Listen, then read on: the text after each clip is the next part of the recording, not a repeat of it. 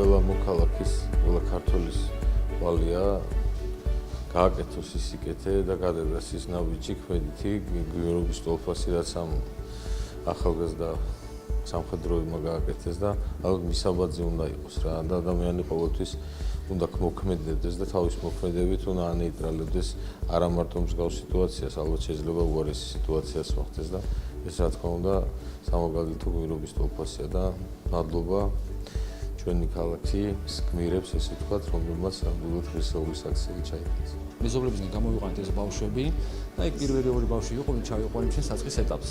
გადავესით ამ სასტრაფო მანქანას და გადავიყვანეთ საფრთხე ადგილას და დაბრუნდით უკან.